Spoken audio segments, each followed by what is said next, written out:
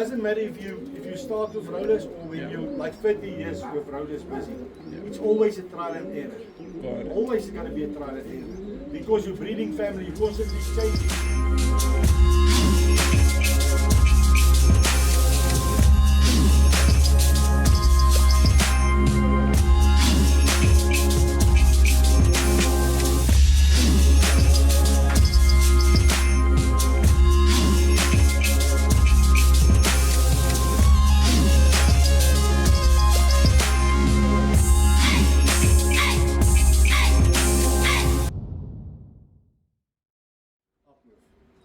Oh, interesting.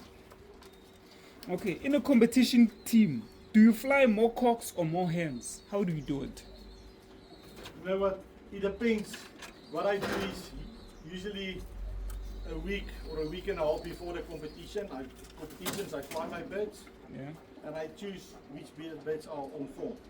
So there's not, I can't tell you it's more cocks or more hens. Sometimes there will be more hens, sometimes more cocks. Depends on which of the birds are on form. Performance at that time.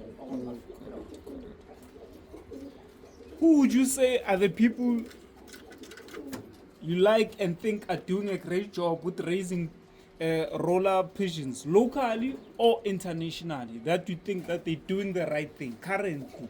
Are there any newcomers or any newcomers or whatever? I think people that are doing good now, like must check the score sheets and results and stuff. Yeah. Baron Station is doing very, very well. He's playing for FRA and he's doing well. I think it's only 2 years in the sport. Very good. Yes. Uncle Yapi at JRDV is doing well.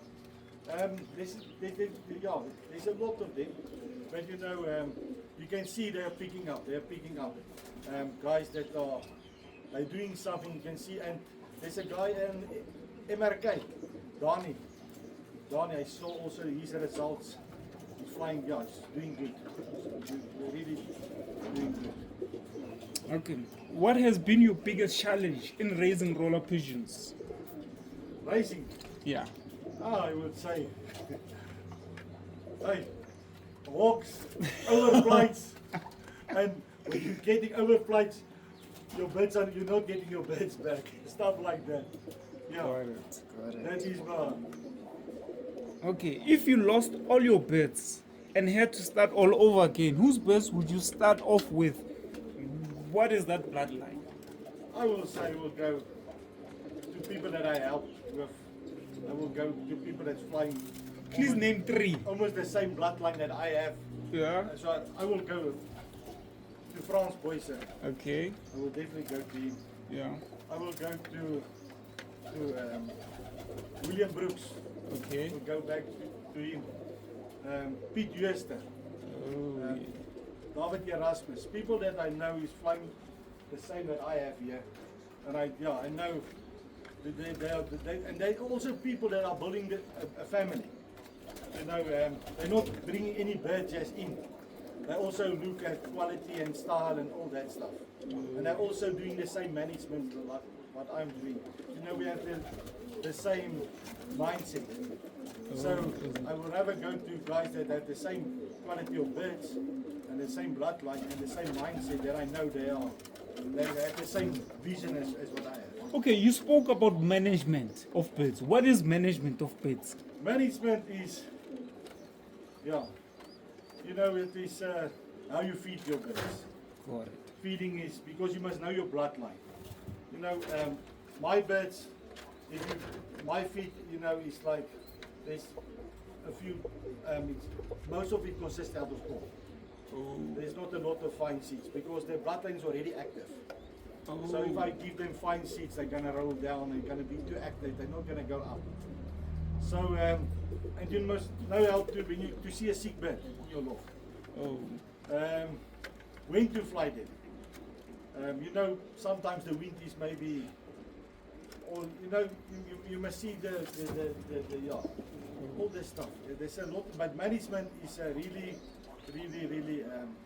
and you must know, some birds, when you throw them up for competition, you must know, okay, this one likes to when he eats the kids, he likes to roll. So you need to know, okay, let me maybe fly him first, let him go up, and then I take the other ones to go up, you know, take them out of the wall. So there's a, yeah, management is really a big part of the whole flying of roller beds. Why is it that sometimes your best roller, and it never produces itself? Sometimes. I Like, think that's what causes that? The only thing that can be the what is the right word? The strain. I wouldn't say the strain. Maybe the, you know what, the cock or the hen when it comes out. Maybe one of them is still, you know, if you check the genes and stuff, and you go back into the bloodline. Let's say the cock comes, if you go 3 or 4 generations back, everything that he was bred out of from the cock side, it was like 7 seconds, 8 seconds onwards. And the mum side, if you go back maybe 2 seconds, you will see, oh, but here somewhere the grandmother was like rolling 2 seconds or 3 seconds. And that is why you will get a bird that roll deep, but when you want to breed it, don't breed to the quality birds because it eats back to the grandmother. That was like a 2 second bird. So that gene comes through again, and then you breed again that same 2 or 3 second birds.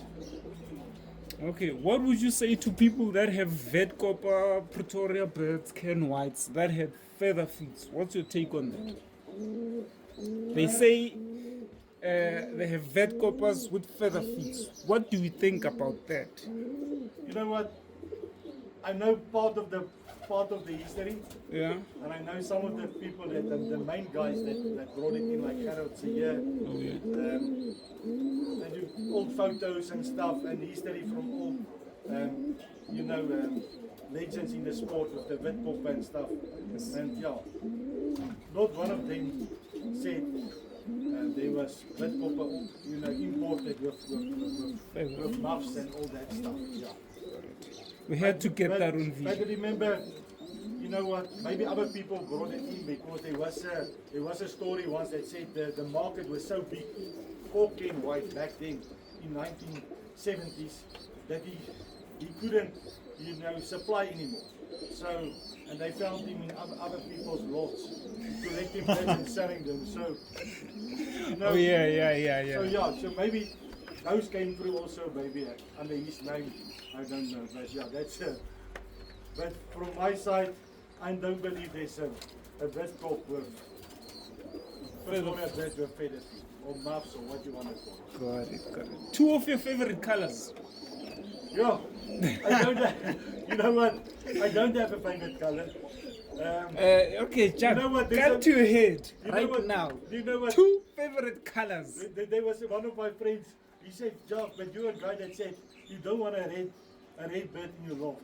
I Yeah. said, it's not that I want a red bird. Remember on the old bloodline, I had like lots of red birds, and they were birds that roll 7, 8, 9 seconds. Oh, yes, But yes, the yes. thing is, you know what, I'm not breeding, my bloodline is not breeding any red birds. Got So it. yeah, but you know, for me, it's difficult. I don't have a specific color. You know what? Gun to your head. I like a slate. Oh, A sleep. slate blue bar. Oh, yeah. And, it's just a saddle wise, where there's more white. I like the blue bar saddle ones, Oh. the slates. And yeah, it's difficult. It's difficult. The sandies, also some sandies, you get nice sandies and white tortoiseshell. That's so difficult to choose one. Okay. Because yeah, they all are the same. They all have the same bloodline, the same genes inside. You know, years back, Yes. I could have put 2 birds together. And I could tell you, I would breed this color. Now, I breed 4 or 5 different colors out of one pair. So it just shows you how much color and genes, Oh. it's just bred into this bloodline. To give you all these different colors. Okay. When you're breeding your birds, Anne, do you breed long to short or short to short or long to long? How do you do it? I like to breed long to long. Long to long. Yeah. But You know isn't what, it's that a going chance- to be extreme though? You know what? I don't have short birds. That's the thing. every bird that in my breeding cages here, Yes. and in the stock loft here, Yeah. every one of them is 8+ second birds. Oh. So I don't have short birds, and I breed long too long. Also, your birds You know, average at 8 remember, seconds minimum. It doesn't matter if you start with rollers or when you're like 30 years with rollers busy. It's always a trial and error. Got it. Always going to be a trial and error. Because you're breeding family, you're constantly changing. Because remember, it's competition. Everybody is moving shifting the the roll, the distance for the roll, and you want to reach it or that. Oh, the yeah. top score. We're you wanna improving, go, yeah. You want to get the 60 or a 70 or what. So constantly you are changing, and you want to, so it's always a trial and error. Sometimes you will get a bird, okay, that's not, it's maybe a down roller, but you know what? You can breed 2 birds that rolls 3 seconds, and they roll down. And some birds are not even a family and they roll down. Okay. What do you think about roll downs? You know, there are people that think they work. Some people think they don't work. What is your opinion about roll downs? Can we use them? Can they not be used? What is it? I've never used a roll down. Never. It's coming back to the question that you asked, why is a bird flying so good? Yeah. But when you're breeding, it's not producing. But because you go back to his bloodline, you will see, 2 or 3 generations back, his grandfather or grandmother was rolling 2 seconds. That's why he's producing 2 second rollers. Same with the roll down. That is in his genes, in his genetics. He's going to produce, he's going to give you something that you don't want. Got it. And I don't want to breed 6 birds or 4 birds, and it's just 3 months that you have wasted. So I don't, I've never used or bred with a roll down. I'm just scared I'm going to waste 3 months and the babies are going to roll down. That gene is going to move over to the babies, to the young ones. Out of all your birds you have in your family of birds, what made you choose these birds? You know what, I used to fly, like I told you, in the 80s, 84, 85, my first birds I got from cat class. Then around 17, we moved, so I got rid of the birds. And around, when I was 19 or 20, I started again, and I got again birds from cat class, and I got some locals, feather feet, and I had kings, and I had ketaps, and pikes, and all that stuff. So I have a soft spot for the feather feet. I used to fly them for 2-3 years, and there's some nice colors, and they're all very deep also. Yeah. It's just for me, I like this bloodline, or I went to this bloodline because they were a bit more active. Oh. Back then, 30 years or 20 years back, when you fly them, they were rolling once in 2 days. I will fly a kit of 10 birds, and they were roll 5 birds will roll in an hour, and they will roll only once. So, and some of them will be deep. Oh, yeah. But you know what? To put score on the score sheet, Yeah. you want, and to improve the roll, you want birds that can roll, fly 20 minutes, can roll 5, 6, 7 times for you in that 20 minutes. Got it. Okay, so let's dig into that answer you just gave right now. So let's say we are competing with someone that's breeding birds that are close to 30 seconds, 40 seconds, to extreme birds, 50 seconds. Would you say that person will have birds in the next 3 years, or he will be able to fly those birds consistently throughout the year and the following year, if they are that deep? No. You know what? Over time, I've seen in the last 5 years with competitions, Yes. people have proven that they will breed a roller, and it will roll like 20 seconds, and in the next competition you don't see that roller. So most of the times you will get a bird that roll like 30 seconds, but it's a once off. You don't see people flying that bird the second time or the third time. Maybe it rolled down. I'm a guy that will say that's a roll down that was just lucky to open. Because you will hear also some of the people that say after a week, oh, that bird didn't make it. I flew it yesterday and it broke down. Oh, yes, Yeah. yes, yes. But you get people that fly between 10 and 15 seconds birds that go around for you for 4, 5, 6. You know, I had a bird that drove 15 seconds, and it was 2001. I think the best bird in the federation. And it drove like 15.29, and it's 6 competitions. I know Frikkie Oukamp, he used to fly deep bird for, I think, for 8 or 10 competitions. Very, very good. Yeah. But it is just, it's only a few. I can't even tell on my count on my one hand how many people flew birds that drove 15 seconds more than 5 comps or so. Oh, is it? Yeah, you can go in the score sheet, you will see. History, yeah. Okay, so how many birds do you stock in a year? And how do you do it? Usually, sometimes I don't stop. In a year? Yeah, sometimes I don't stop. Then I'm helping people. Oh, got it. Sometimes I will take like 2 or 3 to stock. This year I already took, I think, 5 or 6 birds, stocked them. It depends what you need. Maybe, you know, one of your old hens or cocks are not producing anymore, or it died, and then you need to bring in some of the new blood again. Maybe a younger sister or a niece or something just back into the loft, yeah. So yeah, but how I choose it is, like I said, it's not just for stock. Like I said, I fly them, and yeah, it must show what it can do. Then I take it to the store.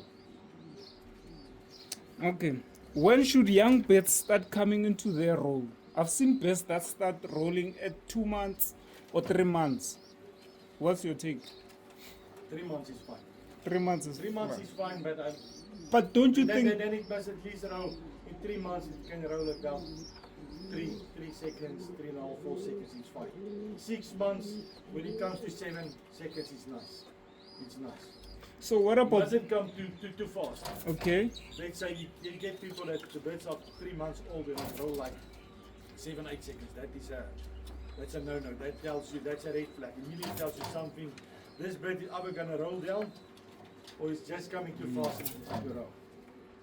I see, you know, mine. I see with the tortoise shells and the sandies and the black ones and the slates getting fast, very fast. 3 months into roll. Yeah. Well, 6 months will give you nice 7, 8 second roll. That's what is nice. My white ones will, I would say, a month later give me that 7, 8 months. Now, a month bit, you know, it's taking a month longer, but the quality of the roll is nice. Nice and tight and yeah, all that stuff. Got it.